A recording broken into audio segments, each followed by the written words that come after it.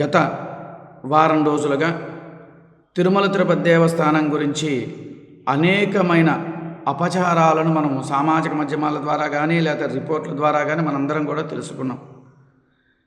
సరే, వైఎస్ జగన్మోహన్ రెడ్డి గారు పాపం ఆయన తిరుమల పర్యటనకి బయలుదేరదామని చెప్పని అనుకున్నాడు.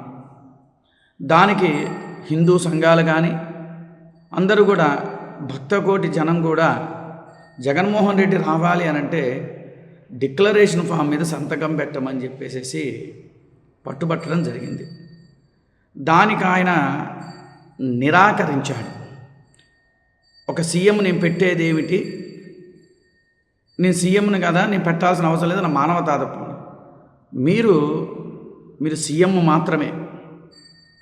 రాష్ట్రపతి అబ్దుల్ కలాం గారి కన్నా మీరు గొప్పవారా?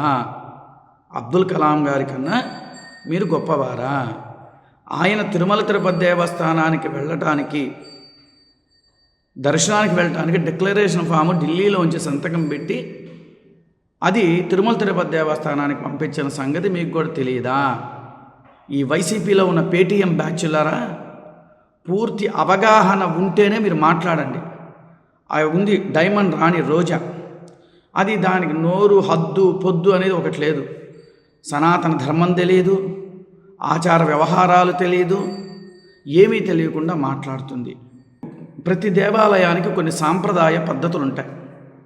ఆ సాంప్రదాయ పద్ధతులు ఏంటంటే, ఇప్పుడు తమిళనాడు వెళ్ళండి, తమిళనాడులో ప్రతి ఒక్కళ్ళు కూడా తెల్లటి పంచె మగవాళ్ళు కండువా వేసుకోవాలి, ఆడవాళ్ళు తెల్లటి చీర కట్టుకుంటారు. తెల్లటి గోధుమ కలర్, తెల్లది కాదు గోధుమ కలర్ కట్టుకుంటారు. అది సాంప్రదాయ పద్ధతి. మన దేవాలయాల్లోకి వచ్చేటప్పటికి అన్యమతస్తులు ఎవరైనా రండి, స్వామివారి మీద భక్తి విశ్వాసం ఉన్నవాళ్ళు ఖచ్చితంగా డిక్లరేషన్ ఫామ్ మీద సంతకం పెట్టమన్నారు. హిందువులను అడగలేదే, ప్రతి ఒక్కళ్ళు మీరు డిక్లరేషన్ ఫామ్ మీద సంతకం పెట్టమని. అన్యమతస్తులు అది ఎవరైనా కానీ, అది ఎవరైనా కానీ, అన్యమతస్తులు ఎవరు వచ్చినా సరే మీరు డిక్లరేషన్ ఫామ్ మీద సంతకం పెట్టి, ఆ డిక్లరేషన్ ఫామ్ దేనికి పెడుతున్నారంటే, అయ్యా నేను ప్రగాఢ విశ్వాసాన్ని నమ్మకాన్ని నీ మీద నాకు ఉంది, అందువల్ల నేను వస్తున్నాను అని చెప్పని దాని మీద స్వామివారికి అర్జీ పెట్టుకోవడం. అబ్దుల్ కలాం గారు వెళ్ళిన ఆ ఫోటో కూడా మీకు ఒకటి పెడతాను, చూద్దరు. కానీ వీళ్ళందరూ కూడా ఏం చేశారు, ఈ పేటీఎం బ్యాచ్ అంతా కూడా దాన్ని గగ్గోలు పెట్టుకుంటూ చేసుకుంటూ వచ్చారు. అబ్దుల్ కలాం గారి కన్నా మీరు గొప్పవారైతే ఏమీ కాదు.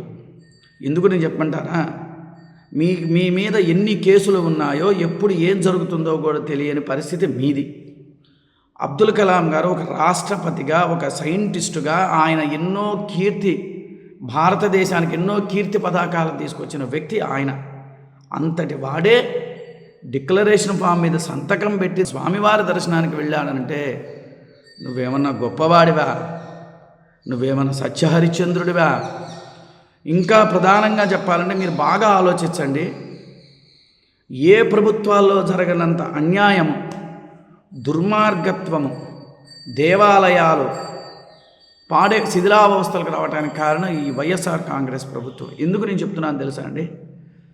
దేవాలయాలు కూల్చేయటం, తర్వాత రథం తగలబెట్టడం, ఎన్ని అపచారాలు ఎన్ని జరిగినాయో తెలుసా అండి? సింహం సింగిల్గా వస్తుంది వీళ్ళంతా పేటీఎం బ్యాచ్ అంతా మాట్లాడుతున్నారు కదా. నీకంత ధైర్యం ఉన్నవాడివి వెళ్ళు, ఎవరు అడ్డుపడ్డారు నీ మీద? ఎవరు అడ్డుపడలేదు కదా. డిక్లరేషన్ ఫామ్ మీద సంతకం పెట్టమని. ఈయనకి ఇంకో విషయం ఏంటంటే, రాష్ట్ర ప్రజలకు ఇంకా అర్థం కాని పూర్తి కాని విషయం ఏంటంటే, డిక్లరేషన్ ఫామ్ మీద సంతకం పెడితే ఈయన డిక్లరేషన్ ఫామ్ మీద సంతకం పెట్టకపోతే ఈవో అధికారులు కానీ, సనాతన ధర్మ భక్తులు కానీ, లేదా స్వామివారి వెంకటేశ్వర స్వామి భక్తులు కానీ రానివ్వరు. ఒకటి.